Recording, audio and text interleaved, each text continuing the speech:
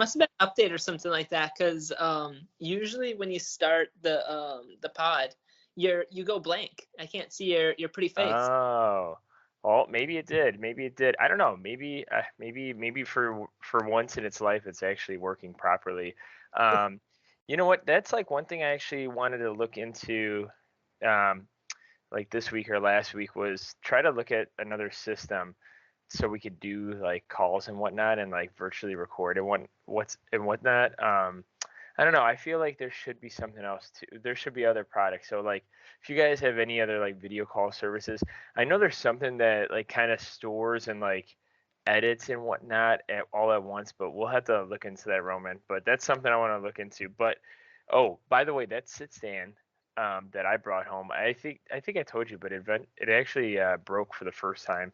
So I think I had that sit stand desk since I think it was 2013 or 14, and it What? and it lasted like no, sorry, not 2013 or 14, sorry, 2016. I Oh, don't know why I said 2000, so it's 2016. So it lasted like almost like 7 years, that's 6 or 7 years.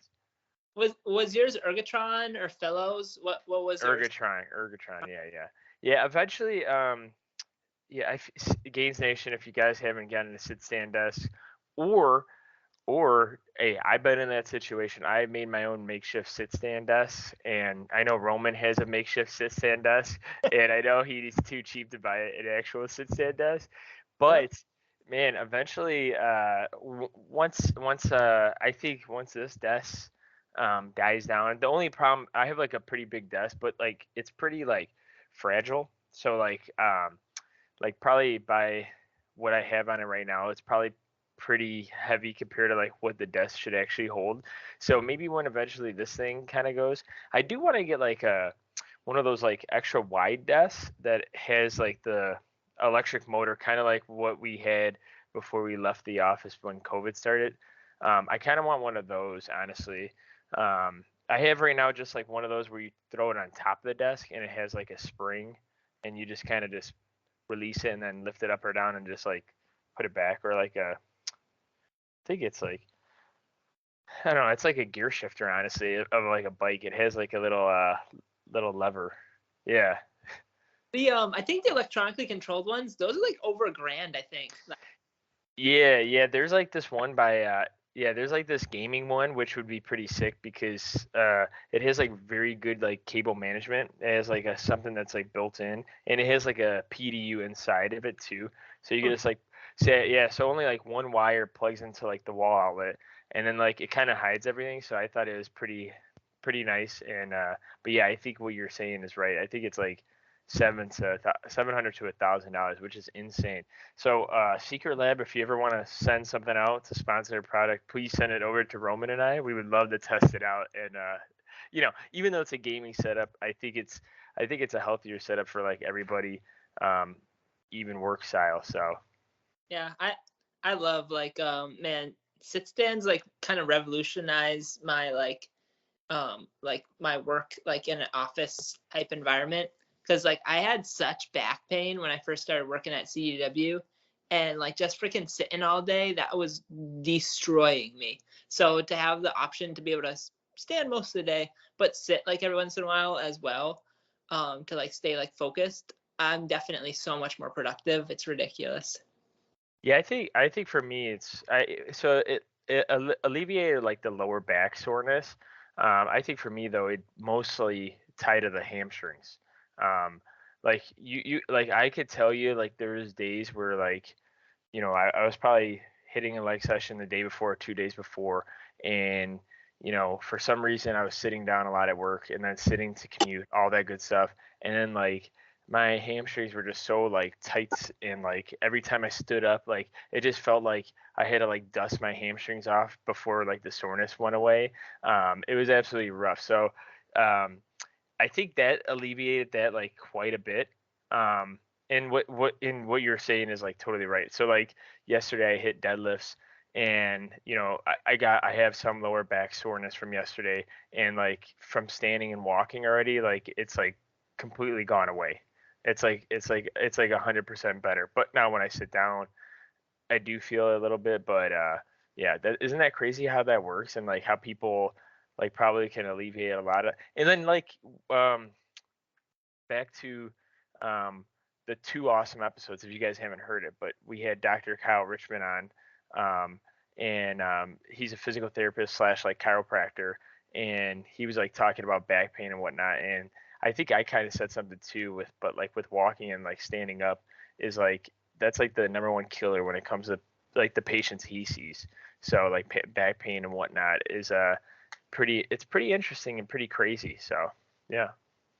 Yeah, actually, part of what we're going to be talking about today, I was thinking about him, and it might be like an interesting topic to like kind of get his perspective on.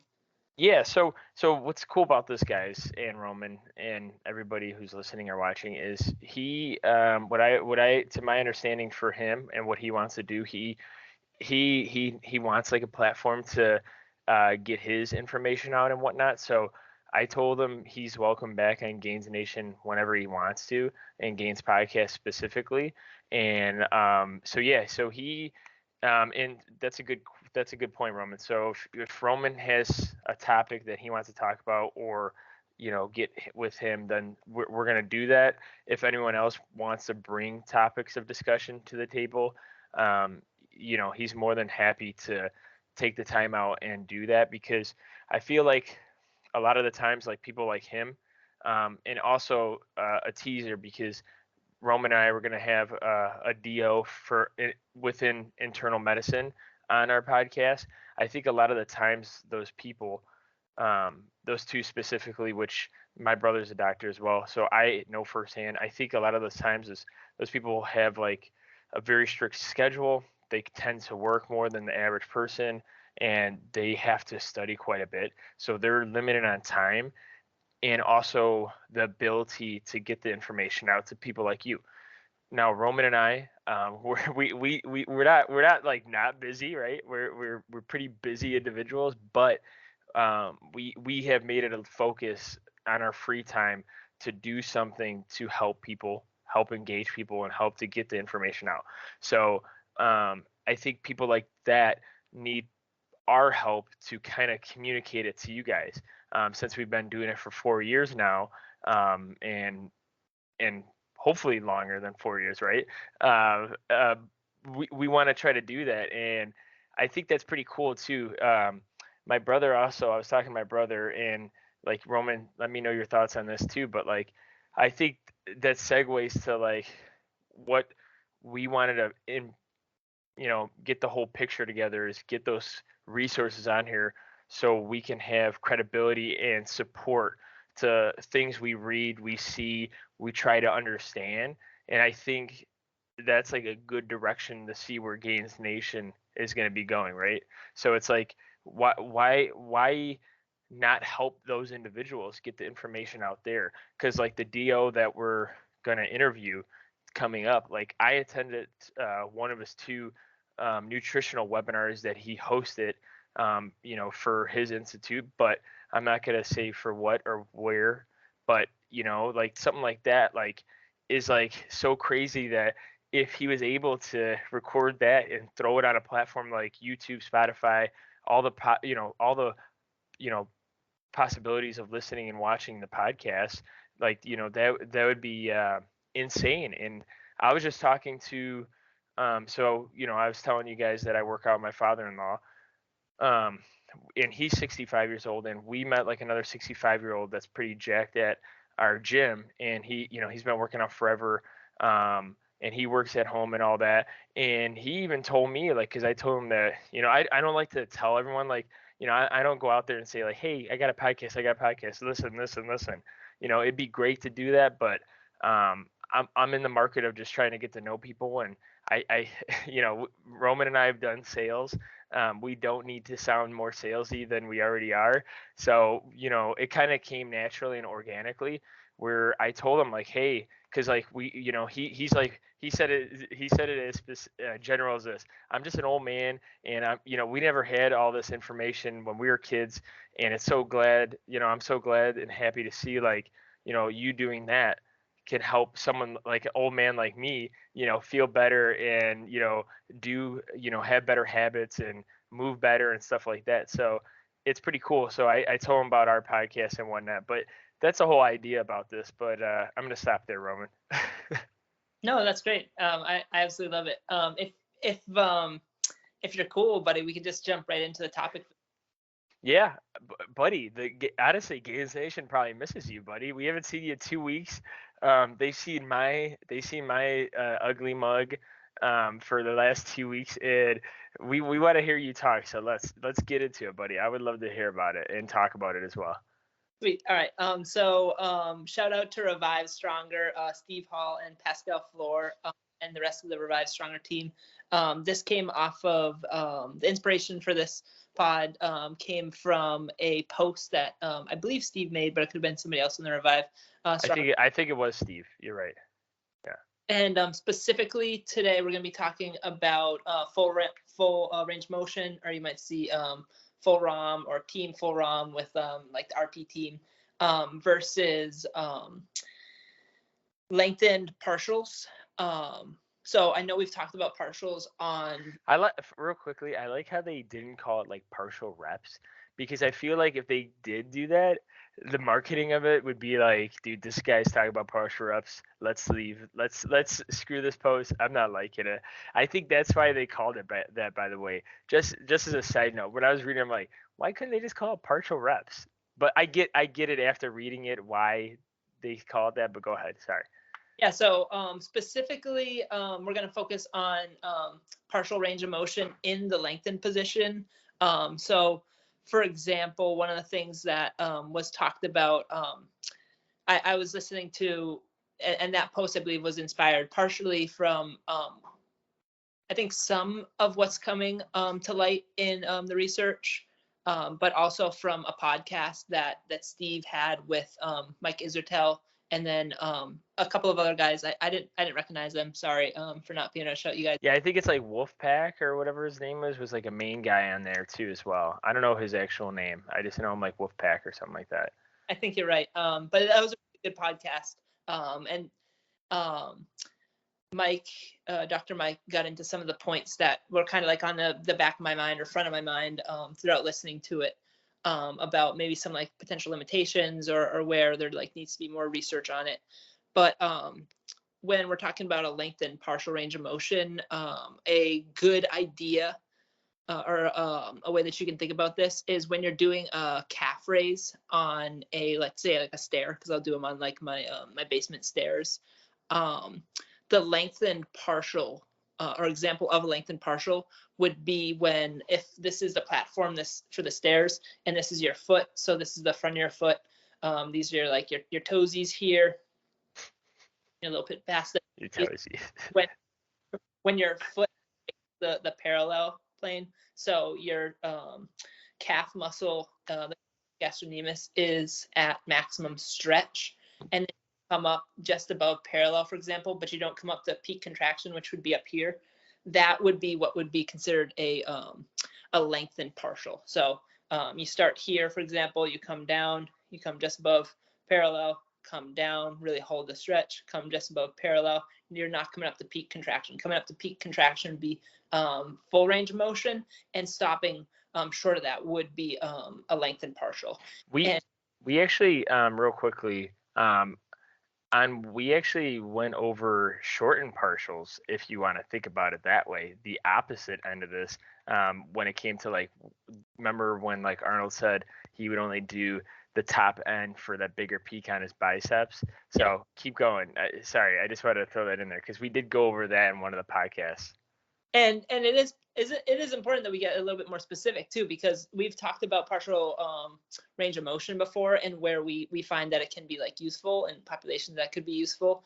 But specifically, there's some research that's coming out, and the best way to digest it is go to Revive Stronger's YouTube page and check out the episode. I think it was like 2-3 weeks ago with Steve Hall and Dr. Mike, and then Wolfpack maybe. I think that's just his Instagram handle. So I don't know the name. I just know the Instagram handle.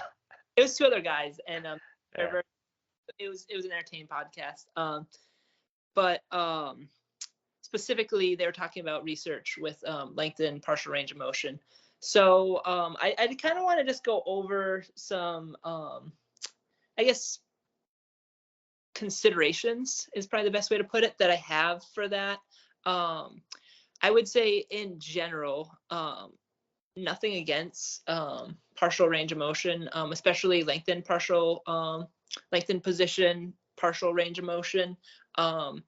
If the research does kind of parse itself out that is potentially more advantageous than from a hypertrophy standpoint for bodybuilders, great. But there's a number of other populations that it might not necessarily be beneficial for. And there might be certain niche populations that's the only thing they can do to start getting back into lifting. And we can kind of talk about that.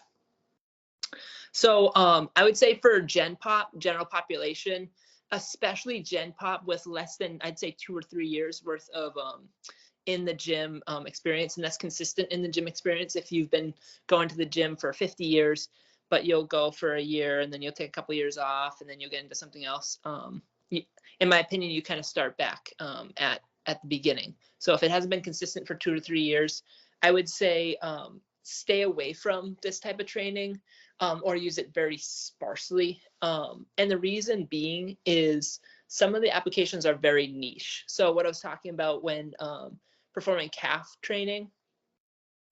Or what I would say to expand on that, I would say as a general lifter too. So like even on top of the not consistent for the 2 years or not going consistently or being under 2 years, I would say after the 2-year mark, if you're like a generic slash like consistent lifter that doesn't care about this niche stuff too, in this category, I would say. But yeah, let me know let me know if you think differently. Yeah, for sure. And I wouldn't say it's something that like I wouldn't suspect that there's like a massive increase in potential injury with certain lifts, maybe. Like I don't know if anyone ever would recommend like doing a lengthen partial for a deadlift or for a squat, just because it's kind of crazy. Yeah. But so I would say with the exception of some notable compound lifts, I wouldn't suspect that there's a major increase in like injury risk, or like yeah, that's the best way that I want to put it there. But where I would say the focus needs to be for that that specific population of general population is really you should be focusing on like learning progressive overload. Like, okay, yeah. I need to add 5 pounds to the bar like each week, and then working on your form. And I think that full range of motion is the best way to do that. Now, if you're in a situation where you're starting to kind of pick things up pretty quickly because you're just like athletic or like athletically minded, for example, this might be truer for like some younger populations because it seems like they pick things up like this. But you know yourself best. If you have cranky knees or something along those lines when you do a squat or a leg press and you stop just short of full range of motion, if it's like inches short, like go ahead and like consider that full range of motion. You should kind of think back and work back on where you might have those limitations, but based off of your own body's like biomechanics and morphology, that just may be what is. Real quickly to that progressive overload point, sorry I didn't throw it in there, but you were going and I don't want to interrupt you. Someone reached out to me that doesn't really consistently lift, and they're like, hey, general recommendations for training 6 days a week lifting. And at first I just said pretty much do push pull. I literally gave them the general aspect, progressive overload, push pull legs, do only 3 days a week. And then obviously I said work up from there, worry about your do consistent like 5 to 8 sets per muscle group. That's it. And then from there, write down how you feel on each body part, rate like how you are on the next training session, and then go from there. I said he's like a really good bowler. I said just work out 3 days a week and then just work out your bowling for the rest of 2 or 3 days a week, or have fun with bowling. I said that's it. That's literally it. And I think like start to add into what you're saying, like 6 days a week for someone that is brand new to the gym is too much time and too much. But to your point of that progressive overload, but go ahead, keep going. No, it's great. So those were essentially like the main points I wanted to cover for Gen Pop. So again, reiterating, I wouldn't say in general across like all lifts that there's a huge major injury risk, but the focus should be on full range of motion, because full range of motion is going to be what I believe most closely mimics like natural movement patterns. And really at the end of the day, I think most people in the Gen Pop category, they just want to look better, move better, feel better. That type of situation. So I mean, yeah. I mean, yeah. Go ahead. Sorry, I was gonna interject, but no. You know what? I'm not even gonna say that point. But go ahead. yeah, the whole lengthen partials conversation is so niche and so nuanced. So next I want to get into bodybuilders, and this is where I think that like even if you're a high level bodybuilder, I would still be cautious about adding lengthen partials. And this is a point, I haven't finished the podcast yet, so they could talk about this. And if they did, I'm not trying to like pull a fast one on you guys or anything. But one thing that I didn't hear talked about, like, because this is a bodybuilding specific podcast, is where I would still say that a bodybuilder should put a strong focus on full range of motion is on that peak contraction aspect. So for example, with the let's go back to that length, the example of the length and stretch with calf raises.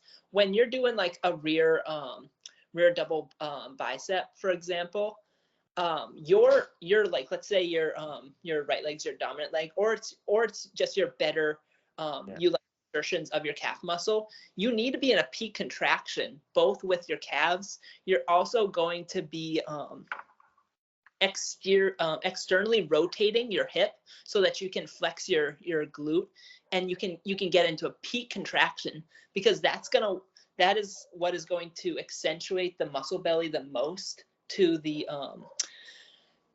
judges. And if you only use lengthen partials in your training, for example, and you perform zero full range of motion training, you may not be able to hold that peak contraction as long because you haven't practiced it in the gym. Yes, the most specific training to posing is posing itself. I do believe you have to factor that into your training, but I also think that there's carryover from full range of motion when you hold a peak contraction. So for example, not to say that like I'm ever going to participate in bodybuilding, maybe I will, stay tuned.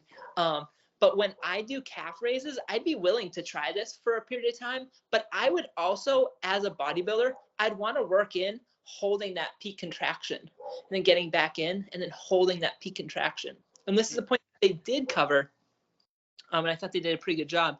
But there's a certain degree of standardization that exists when you participate in full range of motion. So for example, it's going to the maximum amount of stretch and then going to peak contraction, holding it for whatever your designated tempo is.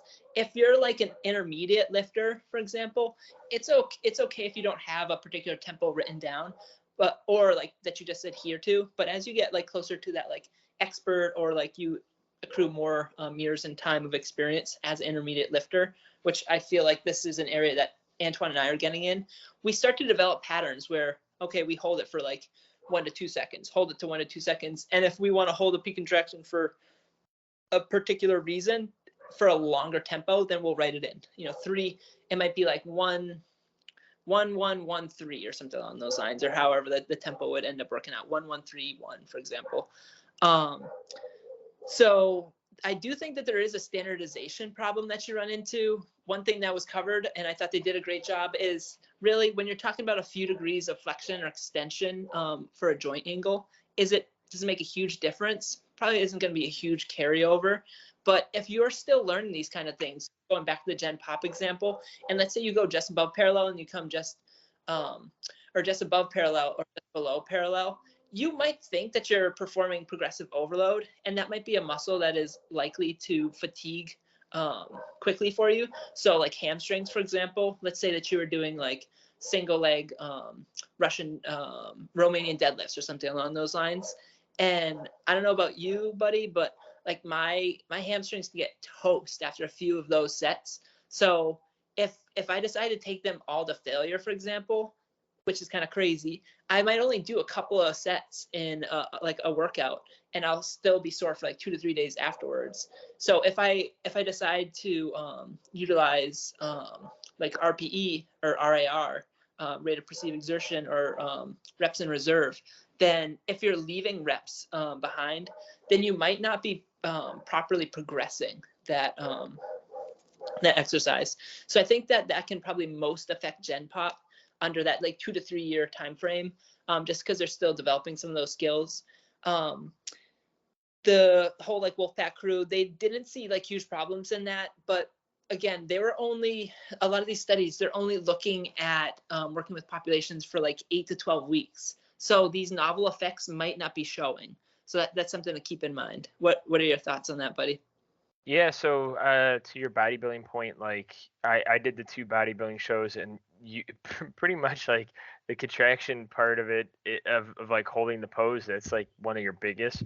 So, if someone just did, to your point, just lengthening on the calf raises, then, well, maybe from walking or running or sprinting, maybe they'd be able to, show they could contract and hold something. But it is worrisome, right? When you get into that one pattern, that one movement, then like you were saying, like if for some reason you can't squat to even 90 degrees and you squat to like 75, maybe 70, and like in my opinion, like if that's just a body weight squat, like that's a problem. So if like you kept doing that for the rest of your workout career or your life choices, then I think it goes over to the point where it's like you're just gonna stay there for the rest of your life, or stay there until you go past that point. I think your body also, it also wouldn't want you to go past that point, because um, you know, like even me with trying to unlock my ankle mobility into like a better ass to grass squat where I don't have to lift my heels up. I've been trying so hard to get my ankles to do that. It's getting better and better, but I could tell you where my ankles are like, okay, stop. You're gonna hurt your Achilles, or you're gonna hurt your foot. You're gonna do something. So that's like one thing. Another thing too is I think some movements are just not going to benefit from this, and like you were saying, the squat and the deadlift wouldn't benefit from this. Um, and I think it said the back muscles were like the most stimulating, right? I like that. I think that'd be pretty interesting. I've never tried like 4 weeks of this. I've never tried 8 weeks, 16 weeks. I've never tried a cycle of this, which kind of wants me to do that and maybe try it for a couple things, right? So, especially what Roman was saying, like obviously he wouldn't promote to do this for everything, wouldn't do it for all things, right? I would say look at it this way. Say you're doing, you know, 14 sets, 13 sets on your back. Obviously, let's just say 15 sets. And let's just say you're like me. I split them up. Roman probably splits them up. Yeah, you probably do. Like vertical and horizontal.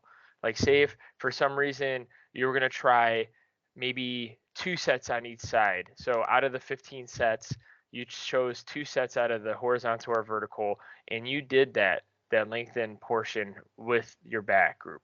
And it doesn't matter if you're doing cables, you're doing dumbbells, you're doing barbell, just see what it does. I would say see how it feels.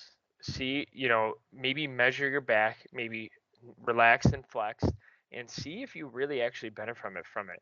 Um, Steve Hall was saying that, what did he do for like 6 months?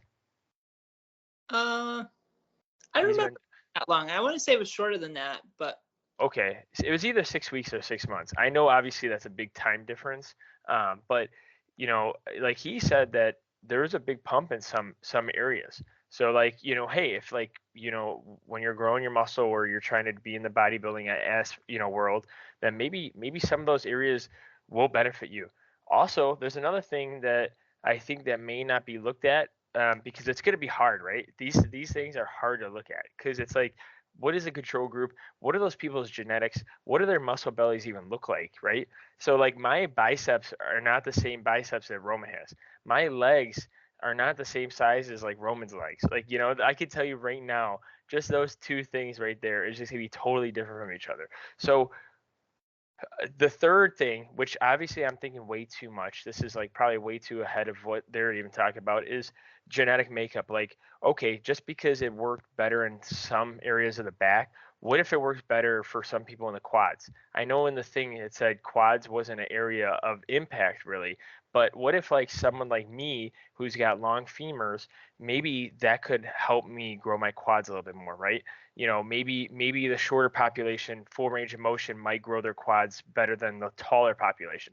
And like I said, none of that is accurate. I'm not saying that that's true. I'm just saying that could be a variable. So I like what Roman was saying. I think the only advice is I would say what I think and what I've been doing my whole life of lifting is I would say try it for a little bit, right? Not try it just for a day. I'm not saying try it for a day.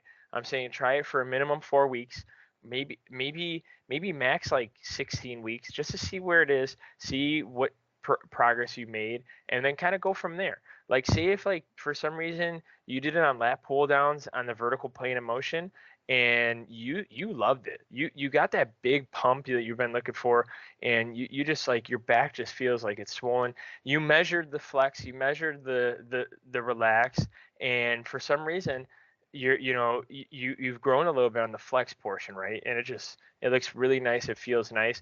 Then just keep doing it. Maybe add in another set, maybe add in some weight. But that's all I had to say Yeah, to finish it off. no, that's really important. All right, we had time then. I mean we're like a minute over, but if you want to finish it out and say something, we'll close out. Don't even worry about it, buddy. We'll have to do a part two because I got some more notes. I would say in regards to that, yeah, you definitely are N1 if you're gonna give it a try. My recommendation: start with smaller muscle groups. Lat pull down, totally fine. The general rule of thumb would be to pull to 90 degrees, but bent over row, no go. I wouldn't recommend it with bent over row.